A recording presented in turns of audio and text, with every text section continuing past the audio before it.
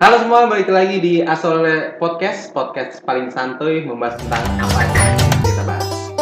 Sekarang kita sudah bersama dengan Pak Gusri. Halo Pak Gusri, apa kabar? Gimana kabarnya? Halo, apa kabar Edo? Kabar baik untuk semua. Alhamdulillah bisa berkumpul di tempat yang serba hijau ini. Haleluya Pak ya. Iya, Pak Gusri, pandemi udah berjalan 2 tahun nih Pak. betul. Bapak kesibukannya apa aja nih Pak? Selain ngampus sebagai dosen ya mengajar, Bapak punya kesibukan lain atau apa? Oke, terima kasih ya. Ini sebenarnya kita ngobrol-ngobrol santai ya. Iya, Kalau santai ditanya aja tentang Pak. pandemi itu kenapa ya Iya berarti ini Pak. musibah semua orang dan Bener seluruh banget Pak. dunia lagi. Jadi nggak bisa kita komplain berlama-lama. Pertama kalau dosen ya kita tetap harus kerja ya Iya karena Pak. kita punya jadwal piket masing-masing Hmm. di Kalbis ini umumnya seminggu 2 kali. Seminggu 2 kali ya Dan Pak ya? hari ini saya kebagian Selasa. Jadi selain kewajiban dosen harus tetap Hmm. mengajar online, kemudian juga sebagai saya prodi juga ada pekerjaan-pekerjaan sifatnya administratif, struktural, ya tetap kita biasa-biasa saja. Tinggal menyesuaikan dan adaptasi aja sih, Dok. Adaptasi aja Ya, Pak ya? soal kita kan ya jangankan ya semua orang ya, baik Iya kalian Pak. mahasiswa maupun Kita kami juga juga dosen beradaptasi harus Pak. menyesuaikan banget, Dok, Hmm. gitu.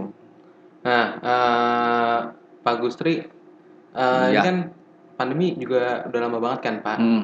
Ini Bapak bosen nggak sih Pak selama pandemi ini kayak setiap hari Hmm. ngobrolnya cuma lewat laptop, Iya, nggak bisa iya. ketemu langsung, itu Oke.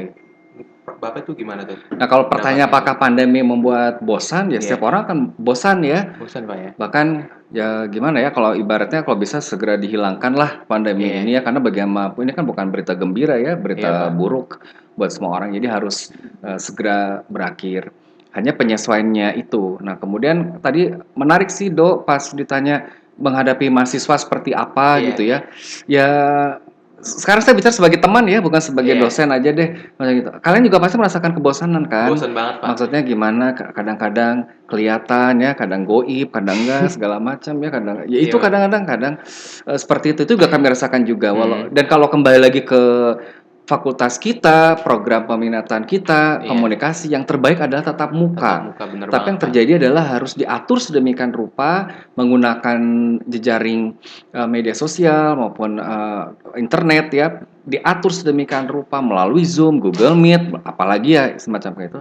Ya kita menyesuaikan saja. Jujur saja kalau tanya bosan, jelas bosan. Namun kalau bicara tanggung jawab, berhenti dari kata-kata negatif.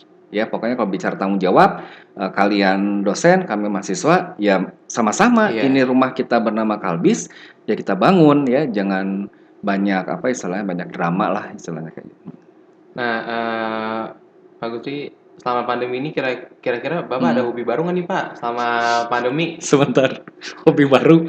Kalau lebih lama udah tahu ya. Iya, tuh kan maksudnya kan nih selama pandemi kan kita pasti Bapak juga lebih banyak waktu luang kan? Apa waktu luang? Aduh. Maksudnya kan Bapak kan ke kampus Eh, eh, seminggu 2 kali ya. Iya, iya. Tapi Bapak di rumah juga tetap ngajar gitu kan Pak? Betul, Maksudnya kan WFH, WFO ya. iya, Ya. efisiensi waktunya kan Oke. maksudnya mungkin bisa Oke. Bapak manfaatkan untuk hobi Heeh. baru atau apa, Do ini atau ngobrol bisnis. ya, jujur aja nih Ngobrol Do, ya kalau Pak. misalkan dibilang waktu luang tidak ada Oh ya. nggak ada Pak ya? Tapi waktu yang dikorbankan itu harus ada ya. Oh Jadi iya. kalau waktu luang itu memang ini banget deh, rigid banget gitu ya kalau ngatur-ngatur sebagai kerja dosen. Jadi kita harus membagi waktu dengan jelas mana buat mengajar dan seterusnya. Kemudian juga mana tuh untuk kegiatan-kegiatan sifatnya administrasi, struktural dan seterusnya. Walaupun saya harus sampaikan juga ya kadang-kadang kayaknya waktu 24 jam itu nggak cukup ya buat apa mengerjakan semua pekerjaan tuh selesai semua. Itu Dok kayak gitu.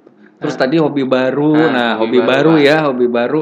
Ya kalau saya kira Kalbi sudah tahu ya kalau saya suka kesenian Tari. tradisional ya, Iya. terutama tari Bali itu dari kecil banget.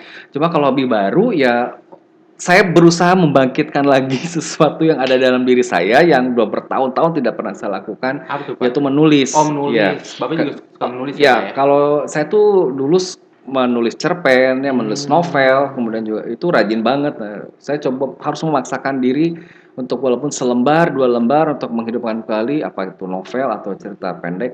Iya. Nah, saya itu sudah harus merintis lagi. Oh, Jadi saya masih tetap punya mimpi sih, Do, mimpi bikin buku, menerbitkan buku lagi. bukunya apa tuh Pak? Novel Ya atau maunya sih yang novel ya? fiksi ya, mau Oh, novel fiksi atau fiksi. kayak gitu, semacam kayak gitu.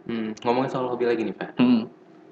Yang saya tahu kan Bapak seperti yang Bapak bilang jadi Bapak Iya. suka banget hobi nari ya Pak. Betul. Nah, Bapak tuh hobi nari tuh dari kecil atau dari kapan sih Pak? Dari kecil. Dari kecil Pak ya? Dari kecil. Jadi saya kalau ditanya hobi nari, saya dari taman kanak-kanak tuh udah pentas, Do. Ya, aku ingat banget tuh waktu itu guru TK saya di Santo Yusuf Bandung, Bu Renata tuh nyiptain tarian kupu-kupu.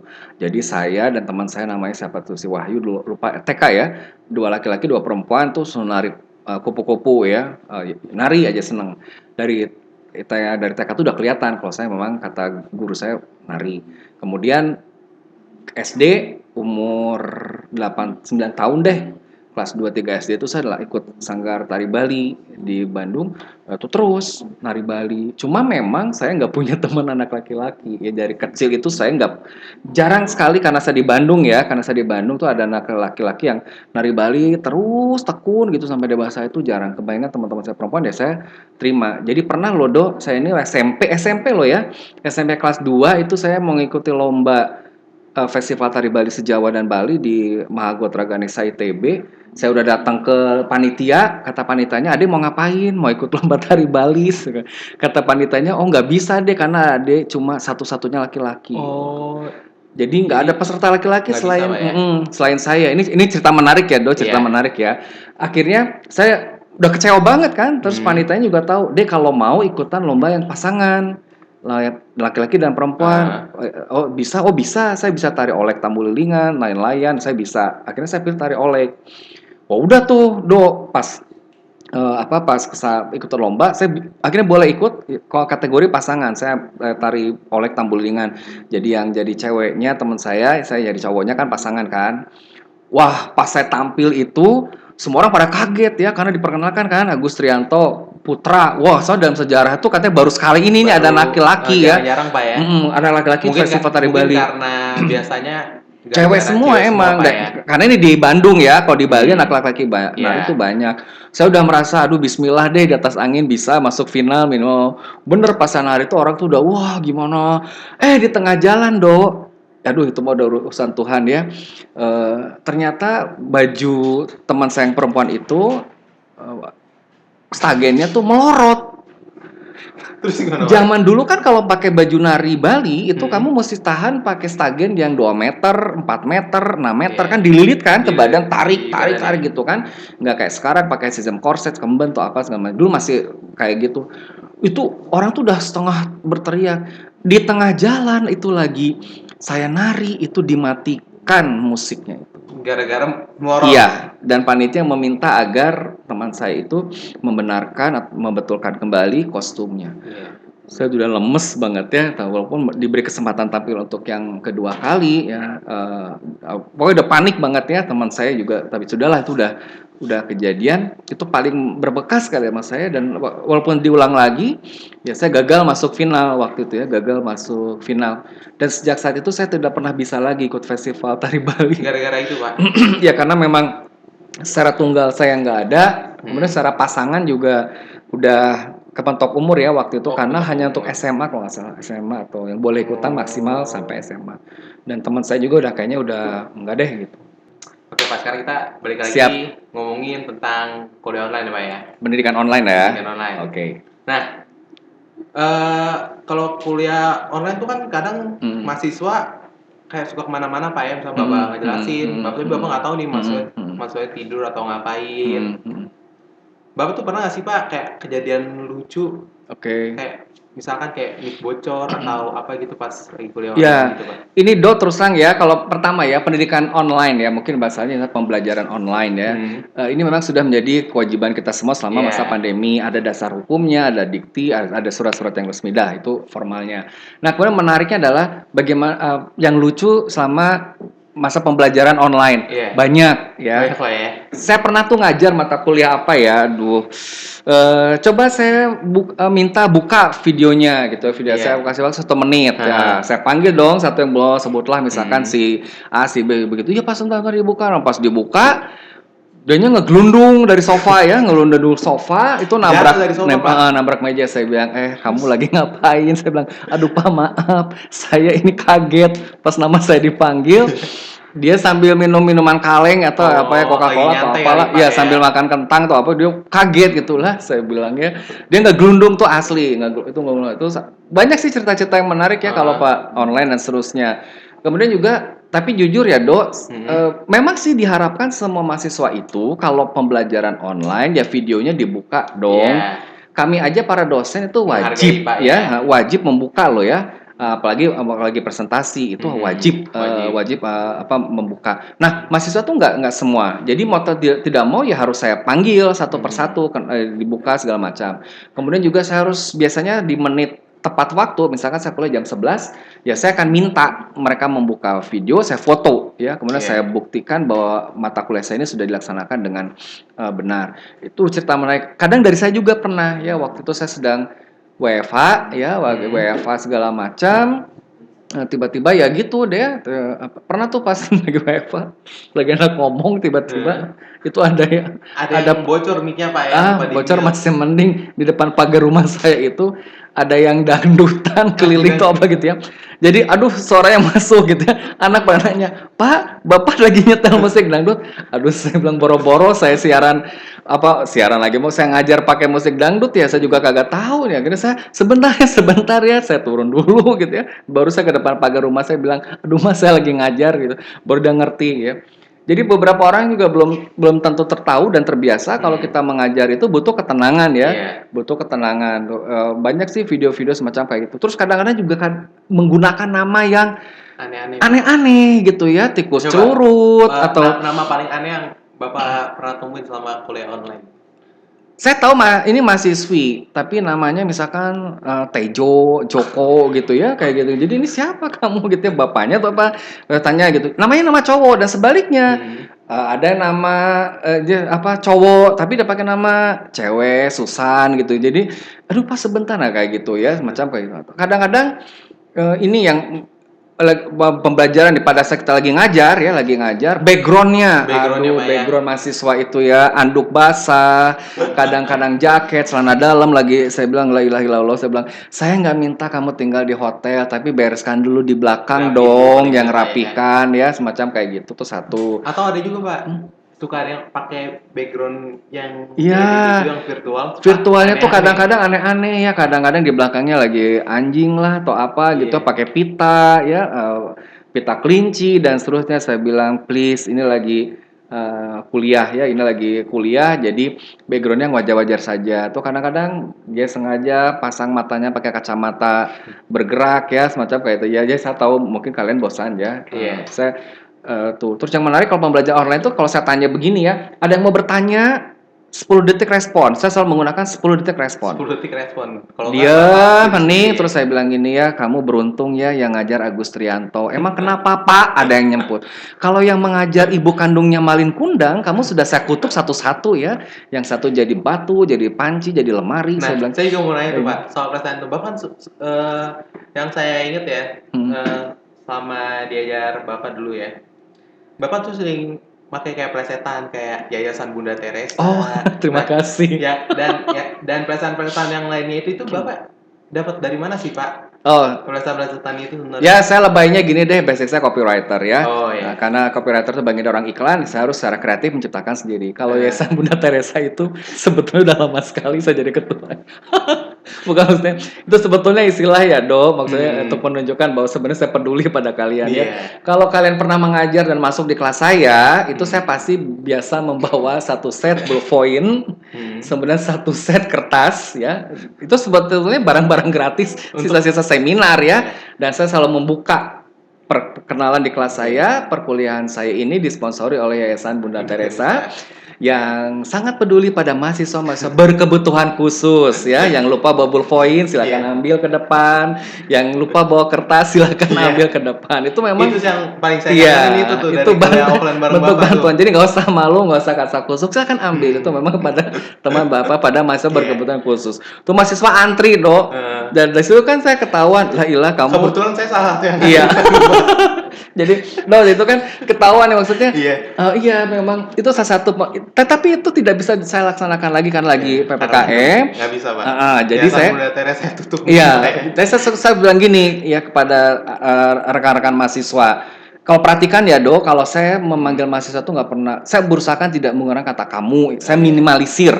Saya sering memanggil mereka dengan rekan mahasiswa seperti itu atau namanya langsung. Kenapa tuh Pak? Ya, secara psikologis orang butuh sederajatan ya dalam keilmuan. Yang kedua adalah hari ini saya memang mengajar kalian, mendidik kalian, tapi kan berapa tahun kemudian saya harus belajar kepada mahasiswa-mahasiswa saya. Ya, mahasiswa itu harus saya belajar itu. Jadi saya harus benar-benar memperlakukan mahasiswa saya ya sebagai mitra saya. Dok, sekarang Edo mewawancari saya gitu semacam belajar di Kalbi. Suatu saat Edo lah yang akan memberikan training ya kepada adik kelasmu. Udah banyak kan cerita ya alumni seperti itu.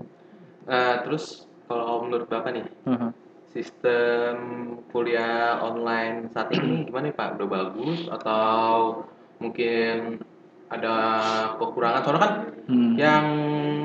yang saya tahu ya, yang saya dengar, yang saya baca-baca tentang kuliah online tuh kayak saya kebanyakan nemu negatifnya. Nah, menurut Bapak tuh gimana nih Pak? Baik, kalau bicara sistem itu pasti ada positif dan negatifnya. Tadi pernyataannya tentang sistem online, sistem online. Ya, sistem online ini adalah sebuah jawaban praktis untuk situasi kondisi yang tidak, memang begini kan.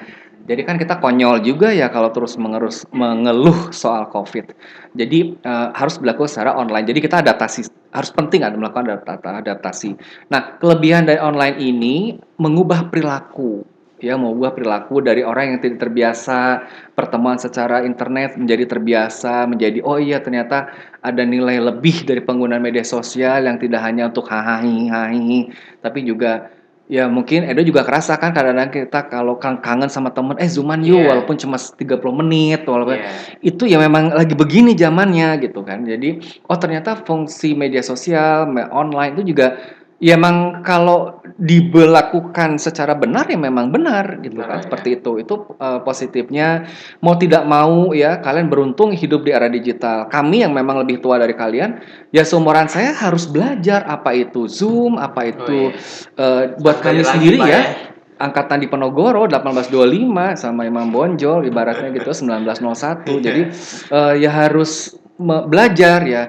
Secara pribadi dengan rendah hati saya juga mengakui kalau bicara iptek atau teknologi kalian lebih hebat dari saya ya semacam kayak gitu. Saya harus ya begini semacam, tapi ya harus mau tidak mau ini proses kan ya.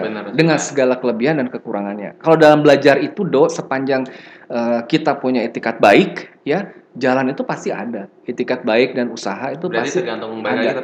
Pribadi masing-masing. Tapi kalau kita sendirinya malas-malasan gitu ya atau pasif ya mau gimana bisa berubah ya nggak akan bisa. Gitu. Tapi kalau saya sebagai mahasiswa Pak ya, pandangan saya sebagai mahasiswa, kalau menurut saya kuliah online ini tuh kayak ini sih Pak, kalau menurut saya tuh bikin kita jadi lebih malas-malasan gitu. Ada sih yang begitu ya kan. Soalnya kan kuliah online kan beda banget sama kita di kelas. Kalau kita di kelas kan dosen bisa melihat langsung, bisa mengawasi. Sedangkan kalau misalkan kuliah online kan dosen nggak bisa mengawasi langsung. Apalagi sekarang banyak banget bisa diakal-akalin, misalnya pakai background video, jadi seolah-olah kita di sebenarnya kita nggak ada. Kalau misalnya jadi gitu Pak, jadi kita jadi apa ya? Jadi jiwa malesannya tuh makin jadi sih Pak. Kalau menurut saya. Satu hal yang harus digarisbawahi adalah tidak setiap mahasiswa seperti itu, ya kan? Kemudian juga salah satu sendi dasar dari Kalbis kan jujur, ya kan? Ya jujur dong, ya. Yang ketiga ingat slogan dari Yayasan Bunda Teresa. Kebaikannya mengandung kutukan, ya. Kebaikannya mengandung kutukan. Jadi kamu kalau mau berbuat hal yang menyebalkan, ini saran jelek dari dosen ya. Ke orang yang jahat ya, kalau ke orang yang baik tuh hati-hati ya. Karma itu datang gratis ya, ibarat kayak gitu ya. Gusti mboten sare orang bilang ya, kayak gitu. Jadi kalau mau melecehkan orang, ngebohongin orang tuh ingat ya. Hari ini kamu ketawa-ketawa, tapi nanti suatu saat akan ada orang yang membalas kamu ya. Siapa orangnya kita tidak tahu. Jadi saya sampaikan kebaikan Yayasan Bunda Teresa itu mengandung kutukan. Jadi kamu hati-hati. Enggak semua mahasiswa kayak gitu. Kemudian juga saya juga sadar dong sebagai dosen pasti kalian juga merasa bosan ya masa. Tapi saya juga mau tanya kepada mahasiswa, kamu ngerasa nggak posisinya kalau sebagai dosen rasanya kayak apa? Iya benar. Ya kan? Jadi saya tidak tanya umur kalian berapa. Tapi mari kita bertukar posisi ya, bertukar posisi. Saya di posisi kalian di posisi sebagai dosen. Apalagi kan Bapak kan sebagai dosen kan yang aktif berbicara kan. Kalau misalkan kita sebagai mahasiswa nggak dengerin kan perasaannya gimana gitu Pak. Sebenarnya kalau sistemnya tuh ada yang asinkronus dan sinkronus ya. Dosen sebetulnya tidak punya kewajiban sampai 3 jam bicara terus. Ya, tapi bukan berarti dosennya jadi dekorasi ya, hanya jadi arca semacamnya. Tapi maksudnya begini loh. Jadi ada kelas sinkronus dan sinkronus. Yaitu silakan saja mau dilakukan blended atau hybrid ya, penggunaan dari pembelajaran tersebut. Lepas dari itu, memang kami sih kalau saya pribadi tidak keberatan. Misalkan ada mahasiswa, jujur ya ada mahasiswa begini, Pak, saya ini mengajar sambil kerja di kafe, manajer saya nggak mengizinkan saya. Ini salah satunya kenyataan ada. Ini Pak, ada di sini Pak. Ya, saya bilang, ya sudah saya bilang gini, tapi dia bagus ya konfirmasi sebelum. Nah itu untuk rekan-rekan mahasiswa semua, tolong ya kalau mau konfirmasi itu sebelum perkuliahan berlangsung. Jangan udah selesai kuliah baru ngomong, Pak maaf ya nggak ikut kuliah. Tapi itu namanya ngeles, Saya begini, saya bilang gini, kamu jujur, iya Pak, oke, bisa dengar saya, bisa dengarkan. Terus saya pada saat dia bicara, memang saya dengar suara cuci piring ya, air segala macam. Dia kerja di kafe, ya sudah kamu dengarkan saya aja, dengarkan saya saja, video silakan ditutup. Silakan ditutup. Dia memang kerja, dan diam-diam juga saya bertanya kepada rekan mahasiswa yang lain, betul Pak, emang dia sambil kerja di kafe, masalahnya kuliah malam sih. Ya kalau kuliah pagi kan jarang ya, kalian kerja seperti pembantu kan jarang ibaratnya. Karena mungkin ini sih Pak, mungkin gara-gara pandemi kan. Iya. Saya juga tanya kenapa kok bisa bekerja di kafe? Iya Pak, udah mulai Pak, udah harus kedatang kantor. Ya udah. Saya selalu bilang gini, sepanjang kamu jujur, Tuhan juga tahu, ya mari kita saling bantu ya. Tapi kalau misalkan kamu memanfaatkan kebaikan orang, ya siap-siap saja. Slogan Bunda Teresa Pak. Iya, kebaikannya mengandung kutukan. Ya, aku pernah kejadian, Dok. Percaya nggak percaya ya? Iya Pak. Ini beneran ya, ini benar ya untuk pendengar ya, saya nggak lagi ngebohong nih. Jadi aku pernah dulu kan, saking baiknya sebagai dosen, dari kelas teori ke kelas praktek, ya kan? Peralihan tuh, mahasiswi saya bilang gini, Pak maaf ya, saya mau datang terlambat ke kelas praktikum, kan istirahat 30 menit kan? Saya lapar Pak, mau makan dulu. Oh ya silakan, saya bilang gitu, ya kan? Teorinya dia masuk. Pas kelas praktikum, anak ini nggak masuk. Saya panggil dong namanya A, B. Ya Pak, nggak ada yang tahu ya. Ya udahlah, saya hitung masuk. Saya bilang gitu. Kan toh juga tadi dia pernah masuk. Udah izin Pak ya. Saya hitung semacam itu masuk. Tapi saya nggak tahu kemana anak ini. Katanya makan segala macam. Besoknya lagi waktu belum pandemi ya. Pas saya duduk di meja kerja di lantai 2, dia datang. Sambil diperban kakinya sama temennya di papa. Lah, kamu kenapa? Saya bilang, kemarin itu, iya Pak, saya mau mengaku salah. Katanya, ngaku salah kenapa? Saya bilang gitu. Saya kemarin itu kan bilang ke Bapak, mau datang terlambat, itu mau izin makan. Iya betul, terus kenapa? Makannya bukan di kantin, Pak. Loh, kamu bilang di kantin. Makannya di mana, Pak? Kelapa Gading, katanya saya baru punya motor baru. Oh, bagus. Terus, nah, saya baru belajar motor, Pak. Pas naik nanjak, nah saya salah gigi, terus assalamualaikum. Jadi motornya tuh turun ke bawah gitu, orang pada teriak. Kamu pakai gigi berapa? Saya bilang gitu kan, kalau otomatis kamu tinggal gedein dong, gasin. Oh iya Pak, saya juga nggak tahu. Akhirnya pada ngegelundung motor itu, orang pada teriak. Akhirnya saya jatuh dari motor, kakinya berapa segala macam itu sampai akhirnya itu, dan saya malu tuh ngomong. Oh, saya bilang gitu. Ya udah, saya bilang kamu terima kasih sudah jujur. Terus dia gini. Terus presensi saya gimana Pak kemarin? Kalem. Yayasan Bunda Teresa sudah mempresenkan kamu. Aduh terima kasih ya Pak. Ya makanya saya bilang kan, Yayasan Bunda Teresa punya tagline, kebaikannya mengandung kutukan. Pas dia ngomong kutukan itu, dia sambil ketawa. Saya bilang, untung kamu cuma kaki yang ini ya, cuma kayaknya kena starter atau gimana gitu. Tapi kan malunya itu kan, naik motor ke atas, merosotnya dengan jeritan. Tapi sebenarnya dia nggak bohong sih Pak, bener, makan. Iya, makanya saya bilang, kau bilang mau makan di kantin, iya pakai kelapa gading. Saya bilang ke kelapa gading. Kayak gitu-gitu tuh, macam kayak gitu. Tapi kalau pandemi gini ya, saya jujur aja, ada masih, Pak boleh nggak saya sambil minum? Silahkan. Kalau minum, saya nggak mau nafik ya. Kalau lagi PPKM online minum silahkan. Saya sendiri kan sambil minum kan kalau lagi ngajar. Tapi kalau kamu sambil makan berat, bakso, rujak bebek ya atau gado-gado ya kamu kira-kira dong. Iyalah. Ya kira-kira dong lagi online makan berat kayak gitu. Seperti itu sih. Ya kadang-kadang menarik sih. Tapi saya pernah kok bertanya, tetap saja Dok, yang namanya pembelajaran ini terbaik adalah tatap muka. Dan sering kali saya mendapatkan pertanyaan, Pak kapan ya bisa kumpul lagi? Tuh, Kapan ya Saya bilang gini, udah jangan jadi orang susah, tunggu keputusan pemerintah. Iya kan? Daripada kita ngomong bulan depan. Lah, keputusan pemerintah gimana? Ya. Tapi kalau menurut Bapak nih, kira-kira kapan nih Pak kita bisa online nih Pak? Yang saya tahu persis ya, itu Februari 22 itu mulai itu sudah boleh, tapi sebagian tuh hanya kelas praktikum tertentu, itu pun kapasitas kelas masih 50%. Nanti kamu bisa lihat di lip secara resmi. Sebab kan situasinya udah bukan kayak dulu ya, Covid yang benar-benar parah banget. Tetap saja prokes ya, kalian anak-anak ini tetap prokes dan jangan lupa jaga kesehatan, minum vitamin. Ya lama-lama benar sih kita memang harus bersahabat dengan virus ini ya, bukan kalau istilah Bandung teh jangan tong polontong ya, maksudnya tong polontongnya jangan belagu deh gitu ya. Jangan belagu, maksudnya ya tahu ya hati-hati aja semacam kayak gitu. Jadi dari kampus Februari tahun besok Pak ya? Iya, insya Allah ya. Jangan khawatir, kapan fixnya pasti nanti ada pengumuman di LIPS lah, SK Rektor lah segala macam. Ya kadang-kadang sebagian mahasiswa terus aja nanya, ya kita mah gampang-gampang aja ya. Kalau jadi pasti juga nanti ada SK Rektor segala macam kayak dari pemerintah juga ada lampu hijau segala macam. Kayak gini kan nggak bisa sendiri Dok. Iya benar Pak. Nggak bisa sendiri kekeh. Nanti kalau meningkat lagi kita lagi disalahkan. Bisa ini Pak ya. Bisa malah jadi kampusnya yang kena Pak ya. Iya, semua. Dan saya pikir semua kan kalian sendiri merasakan kan yang wisuda kemarin kayak apa? Masih harus online. Ya mungkin wisuda misalnya ya, karena kita baru awal ya mungkin agak unik atau agak aneh, tapi ya marilah kita menyesuaikan aja deh, memang zamannya kayak gini gitu ya. Soalnya sampai sempat nyesek juga Pak. Saya kan gara-gara angkatan 2019. Kuliahnya baru setahun. Kita sempat dapat offline setahun doang. Sisanya online. Awalnya sih jujur aja awalnya seneng online kan dari rumah. Itu kan kalau buat Gel sama aja kayak libur gitu nggak? Iya libur tanda petik ya. Iya libur tanda kutip. Cuman lama-lama jadi bosan Pak. Bener bosan banget. Iya bener deh lama-lama kita malah jadi kangen. Aduh. Iya. Offline dan kadang-kadang nggak kekontrol berat badan. Nah, hampir semua yang isoman itu berat badannya naik. Iya. Bapak naik berat badan Pak? Aduh, saya lebih dari 5 kilo kayaknya, Dok.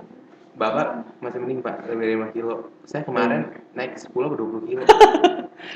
Ya soalnya gimana lagi ya? Iya. Gak ada kegiatan, bener Pak. Iya kan, harus makan yang benar-benar bergizi lagi kan, minimal buah-buahan. Saya sehari-hari cuman bangun tidur, absen, kuliah, udah. Kuliah kan tiduran di kasur, tiduran, duduk. Lama-lama kayak orang sakit kan, diopname kan, kayak diopname. Kalau orang opname jelas dia sakit. Kalau kita kan orang sehat ya, ibaratnya. Saya juga menarik ini, Dok. Kadang-kadang gini ya, kalau saya ngajar kelas pagi ya jam 10, 9, 10, 11. Bentar Pak, saya potong maaf.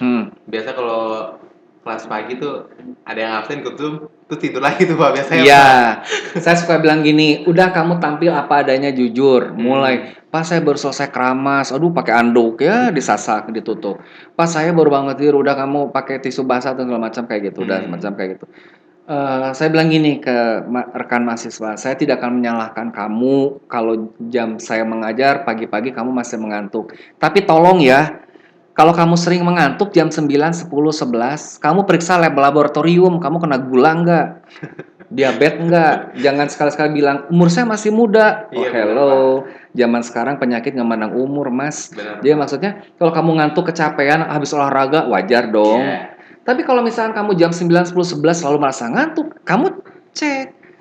Tes lab dong, darahmu atau apa segala macam. Jangan tenang-tenang aja, orang itu kan bukan jam orang tidur jam segitu Iya, itu. udah bangun, Pak, ya. Dan tidak di dalam pengaruh obat loh ya, misalkan obat flu mah pasti bikin ngantuk. Atau mungkin dia begadang, Iya, Pak, malamnya. jadi anak, aduh Pak saya takut kena gula atau penyakit dalam. Ya, saya hanya menyarankan ya, dan saya bukan dokter. Duh, dari tadi kita Iyalah, udah rame. ngomongin ini, Pak, soal kuliah. Pusing juga, Pak, ya kalau dipikir. Ya, jangan pusing lah, Dok. Semua orang tuh ada masanya, Dok. Iya, benar Ya. sih, Pak. Jujur ya, kalau saya sebagai dosen malah iri ngeliat kalian. Kenapa tuh, Pak? Rasanya ingin menjadi mahasiswa lagi. Secapek-capeknya kamu gitu ya, sebagai mahasiswa, ya belajar lah gitu semacam kayak itu. Kan belum kenyataan hidup yang sebenarnya. Benar sih, Pak. Nanti aja lihat. Kayaknya saya lebih capek mikirin kenyataan hidup daripada mikirin kuliah. Kayak itu, Dok. Udahlah. Ngomong soal akhir tahun nih, Pak. Bapak rencana liburan kemana nih, Pak? Aduh, kalau kita kan sesuai anjuran pemerintah ya, Dok, kan tidak ada lagi tuh istilahnya mohon koreksi kalau istilah saya keliru ya, larangan PKM segala macam kayak itu kan. Dulu kan sempat kan ramai kemudian diubah. Udah nggak jadi, Pak, dibatalin ya. Walaupun dibatalkan, tapi kan tetap saja tuh aturan prokes lah, antigen ya. Ya ikuti aja. Ikuti aja peraturan seperti itu. Kalau akhir tahun di mana ya saya belum ada rencana ya. Tapi yang jelas nggak bisa pesta ya. Nggak bisa, Pak. Kalau dulu saya selalu berpesta.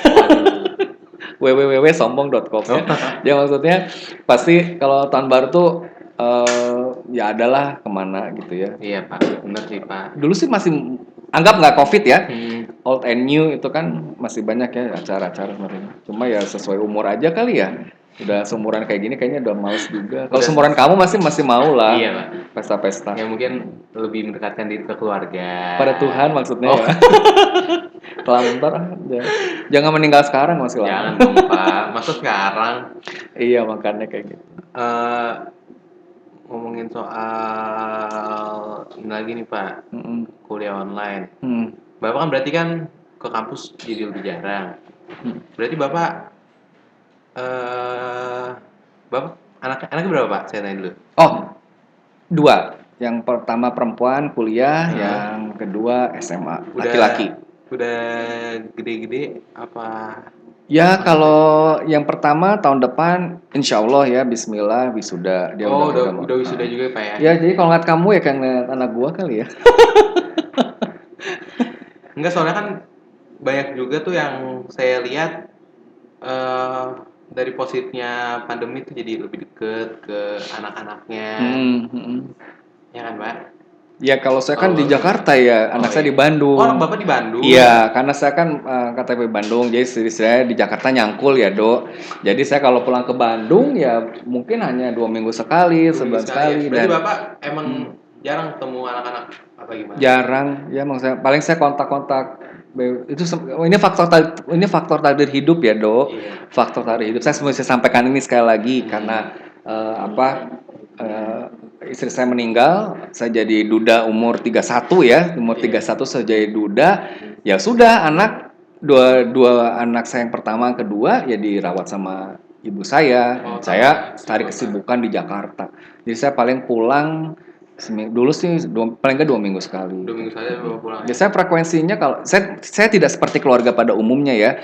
Setiap hari ketemu dengan anak, nggak ada itu. Saya kira Bapak sama keluarga Bapak di Jakarta. Enggak, saya mau di Bandung. Jadi Bapak dari dulu sama anak emang udah ini ya? Ya memang sudah terpisah, sudah terpisah secara takdir ya. Jadi kalau misalnya nggak ngaruh gitu, maksudnya nggak ngaruh. Jadi pernah tuh kejadian dalam sebuah rapat ya, ini saya cerita aja nih, rapat dosen. Lagi rapat tiba-tiba ada dosen yang izin, Pak saya nggak akan bisa ikut izin rapat, belum pandemi loh ya. Karena mau ngambil rapot anak saya. Udah berapa lama nggak ngambil rapot? Saya sudah 3 kali, kata dosen tersebut. Terus kata pimpinan rapat, tuh si Gustri berapa tahun, Gus? 12 tahun saya nggak pernah ngambil rapot anak saya. Saya bilang, Kok bisa? Ya ngapain saya pulang ke Bandung? Orang walinya aja bapak saya bilang gitu ya. Ngapain saya pulang ke Bandung? Saya walinya aja bapak saya gitu. Jadi pertanyaanmu apakah saya suka nengok anak? Ya jelas enggak lah. Iya. Orang takdir hidup saya juga tidak sama dengan orang lain kan. Saya Udah bukan terpisah, saya Pak, bukan keluarga yang utuh ya maksudnya. Saya single parent maksudnya Iya, saya saya di paham. Jakarta. Anak saya dua-duanya dirawat sampai sekarang sama bapak ibu saya dan tinggalnya sama mereka. Jadi ya biasa-biasa aja sih. Ya mungkin awalnya berat lah Do ya, awalnya nggak munafik ya, awalnya berat jadi duda umur 31 rasanya kayak Pasti apa? sih, Pak. Ya ditinggal mati lagi sama Iya, istri ya. sedih. Bayi merah laginya itu drama lah kayak gitu. Cuma lama-lama kebiasaan aja. Iya, kan waktu berjalan mungkin, Pak ya. Pandemi memisahkan keluarga bagaimana? Biasa-biasa aja. Buat saya udah basi kali ya. Dari tahun berapa terpisah, nggak ngaruh. Iya, soalnya kan yang saya sering lihat kan biasa kan, ya kalau pandemi sih jadi lebih deket sama anak. Iya, karena WFH-nya itu kan, segala macem. WFH-nya itu kan. Tapi kan ingat, syarat dan ketentuan berlaku. Ya. Benar sih, Pak. Syarat dan ketentuan berlaku. Terus Bapak selama ngajar kuliah online nih, Pak ya. Bapak selama ngajar kuliah online tuh pernah ini nggak sih, Pak? Kayak aduh, apa ya namanya ya? Pusing, bingung, atau kehabisan ide atau gimana pas saya ngajar sebagai dosen? Nggak munafik loh, Dok. Dosen juga nggak sempurna ya, harus jujur ya. Kadang-kadang mesti cari ide gimana caranya untuk membunuh kebosanan tuh. Maksud saya tuh kayak ya benar, Bapak kan tadi udah cerita Bapak ya pasti jenuh. Cuman kan Iya. udah kewajiban. Pertanyaan bagus, Dok. Nah, kalau saya jenuh dari WFH, saya nggak. Nah, ya Bapak ngapain? Oh, saya langsung pergi ke kafe. Dah. Oh, Bapak berarti WFH-nya dari kafe? Iya dong, kayaknya. Dosen juga butuh hiburan duniawi. Asik ya. Kayaknya saya nggak pernah kuliah online di kafe, mungkin boleh. Oh, boleh aja, boleh aja. Maksudnya gini, saya butuh ini juga kan, saya nggak munafik ya. Kalau misalnya pusing, ya saya ke refreshing, Pak ya. Refreshing lah, kadang ke Starbucks kayak kemana gitu. Ya sebetulnya bukan masalah gaya ya, kalau memang dari zamannya saya memang dunia gemerlap ya, insya Allah ya didapat gitu. Jadi ibadah dunia dapat, akhirat juga teraih kan. Memang udah biasa ke tempat-tempat kayak gitu. Jadi ya buat saya apa pengaruhnya. Dan saya juga bukan perokok, saya juga tidak minum alkohol. Kalau saya mau dari SMA saya juga udah bisa. Ya semua diskotik, kartu-kartu juga saya juga punya. Tapi kan tugas kita kan adalah membuat setan pensiun lebih cepat ya. Jadi nggak usah menggoda terus udah pensiun. Jadi kalau jenuh ya kadang saya pindah ke kafe sendirian ngobrol sama mahasiswa ngerjain tuh. Emang gak munafik Do, itu kita kepala ini ibarat kompor ya, kamu kalau suruh nyala terus ya panas lah tungkunya kan. Bener banget. Kamu mesti ganti switch dulu. Nah saya kadang ke kafe lah, kemana lah semacam kayak gitu. Tapi serius ya, kalau ke kafe memang kamu pengen cari suasana baru dan sebagainya. Jangan malah nggak kuliah. Jangan malah di situ gibah ya. Kalau gibah juga gibah syariah ya. Jangan gibah ya jahanam ya. Kalau gibah jahanam kan nggak jelas sumbernya dari mana, topiknya apa. Kayak gitu. Kalau gibah syariah yang bener. Itu guyonan ya, jangan anggap serius ya ini ya. Nanti saya sarah lagi. Enggak, Pak. Nah, terus kalau sebentar. Susah juga. Kalau misalnya Edo jadi dosen, apa yang diharapkan dari mahasiswa? Dan sekarang mah sering banyak atau mahasiswa bilang dosen Pak gini nenek, batin gua lu jadi dosen lu ngapain sekarang? Sekarang dibalikin kalau misalkan Edo sebagai dosen. Saya. Iya, apa yang kamu ingin berikan pada mahasiswamu? Waduh, mahasiswanya aneh-aneh tuh banyak alasan soal untuk video lah, lapar lah, apalah. Udah sekarang saya nih yang ditanya nih. Kalau saya sebagai dosen ya. Iya. Yang saya harapkan dari mahasiswa saya sama kayak Bapak sih kurang lebih ya. Ya tuh kayak gitu mah tuh yang unik dong, Kas Edo misalnya. Kalau saya sebagai dosen kalau misalkan saya sebagai dosen yang saya harapkan ya sama sih Pak, pastinya kayak on cam. Tuh. Terus mahasiswanya mendengarkan. Iya. Bapak. Mahasiswanya menangkap apa yang saya jelaskan gitu kan. Ya sebenarnya kan kalau mau ngomong jujur ya antara mahasiswa dengan dosen itu kan sama-sama mengerti kan? Iya. Tidak ada satupun di antara para pihak yang ingin menciptakan masalah. Benar banget. Ya, masing-masing punya etikat baik, jadi harus saling menghormati. Tapi pada praktiknya Edo bisa lihat sendiri kan? Iya. Jadi saya tidak menyalahkan kalau misalkan ada dosen yang emosi atau apa segala macam kayak itu. Terus yang kedua juga sebenarnya masalah on cam dan off cam. Nah ini masalah yang sering diperdebatkan nih Pak, ya. On cam off cam. Kalau misalkan kameramu itu memang tidak ada masalah, ya on cam dong. Iya. Ya. Soalnya kan kadang tuh ada yang juga maksudnya bilang kayak handphonenya rusak, kameranya rusak. Ya, makanya kalau jujur ya tidak apa-apa, tapi konfirmasi dong. Iya benar. Sebelum jadi tuduhan atau menjadi sangkaan, ya konfirmasi ke dosennya dong, Pak maaf, saya sedang itu. Pak maaf ya macam kayak gitu. Tapi buktikan kalau misalkan misalkan begini, Pak saya nggak bisa off cam, oke. Tapi selama 8 kali pertemuan kan nggak masuk akal dong. Iya benar Pak. Masa 8 kali pertemuan tidak bisa off cam? Nanti kalau skripsi, gimana Pak ya? Jangan coba-coba pas sidang skripsi, maaf saya nggak bisa off cam, udah nggak lulus aja sekalian. Sudah fatal Pak ya? Ya iyalah, masalahnya apa kami aja para penguji harus menunjukkan wajah? Kok kamu yang kasarnya levelnya mahasiswa enak banget ya kayak majikan ibaratnya kayak gitu. Saya mau nanya nih Pak, ini sebenarnya pertanyaan cukup nyeleneh.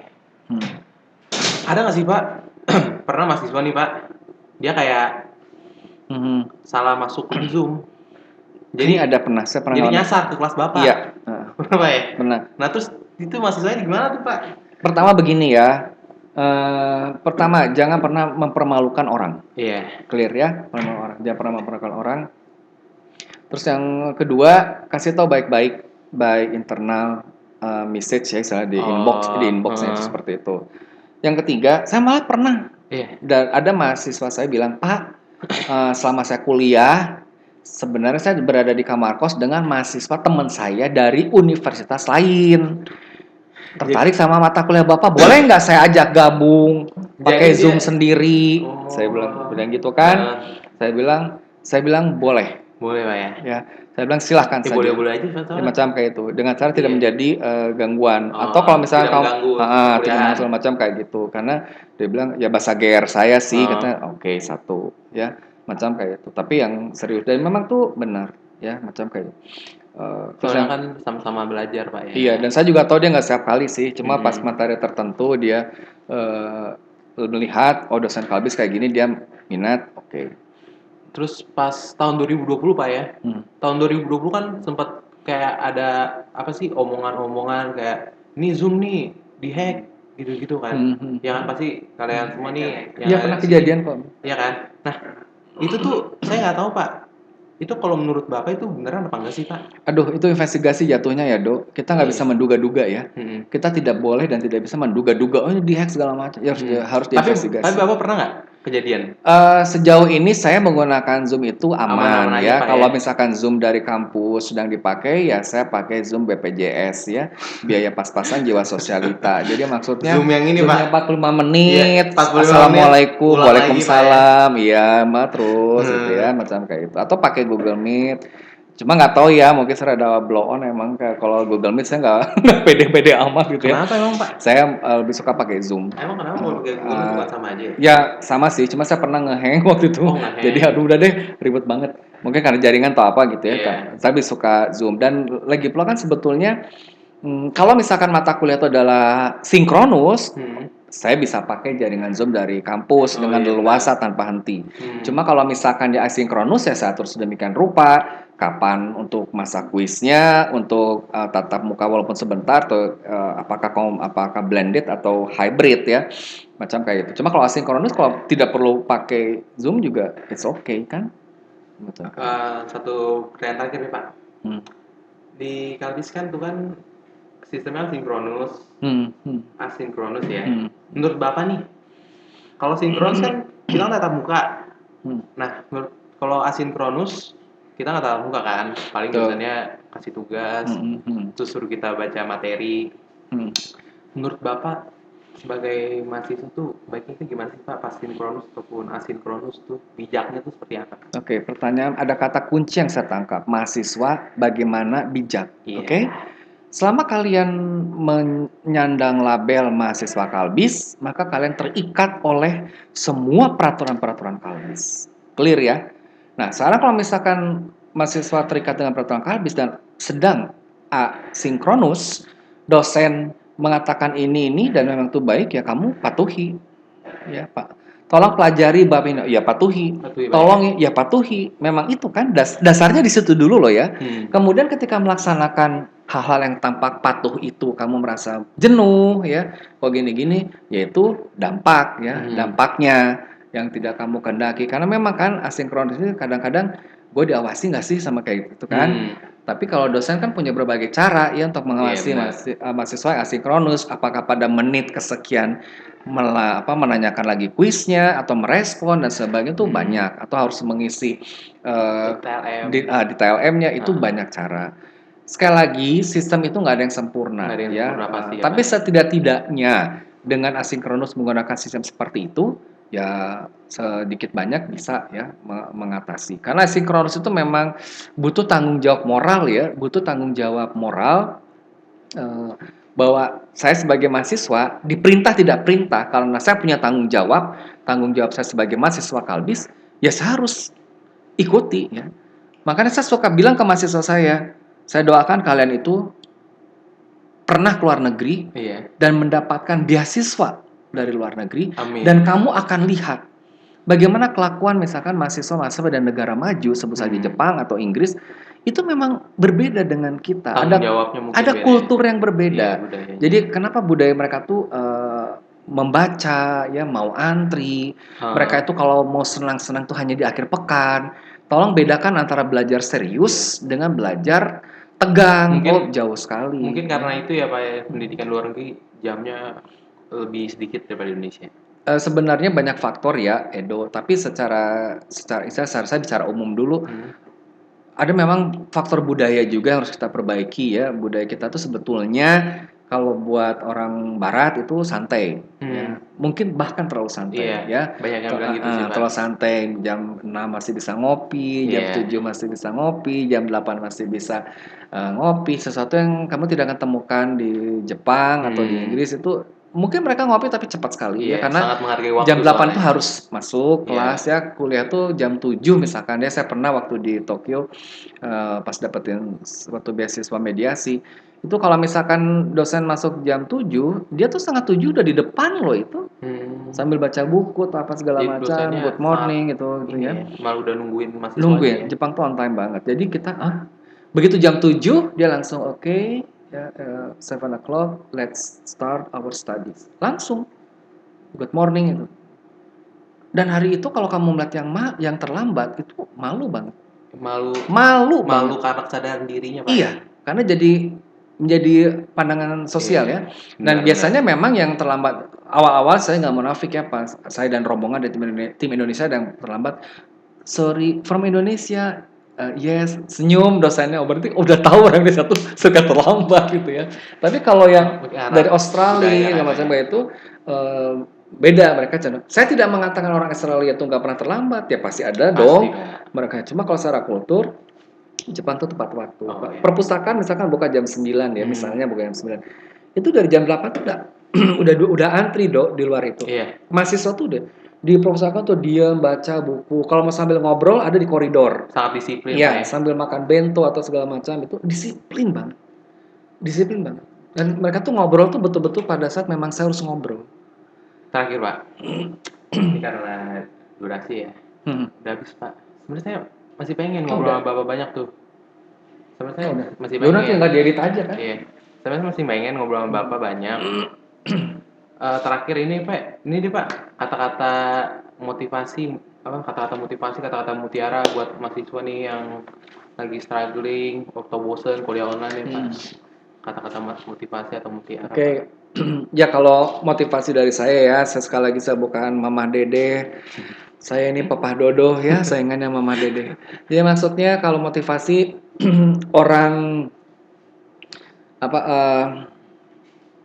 orang bodoh itu hanya mau belajar dari pengalaman sendiri. Orang pintar mau belajar dari pengalaman orang lain. Benar, Pak. Orang sombong tidak pernah mau belajar dari siapapun. Ya, semacam kayak gitu. Jadi silakan pilihan kita di antara pintar, sombong, dan bodoh. Ya pasti kita pengen jadi orang pintar dong, mahasiswa Kalbis. Jadi jangan segan-segan kalau mau belajar dari pengalaman orang lain. Ada contoh bagus, tiru. Nggak usah tanya orang itu agamanya apa, sukunya apa, tinggi badannya apa, kulit warnanya apa, nggak usah. Contoh bagus, tiru. Udah, gitu aja. Udah. Oke, teman-teman, sekian aja podcast hari ini. Ada banyak banget yang bisa kita ilmu yang bisa kita ambil atau pesan-pesan yang kita ambil dari Pak Gusri ini. Pak, makasih ya Pak. Ya, sama-sama. Mudah-mudahan membantu. Ya, Mohon diedit yang indah-indah aja ya. Nah, ya pasti diedit Pak. Ya, sekali lagi teman-teman, makasih yang udah menonton. Sampai ketemu kapan-kapan lagi.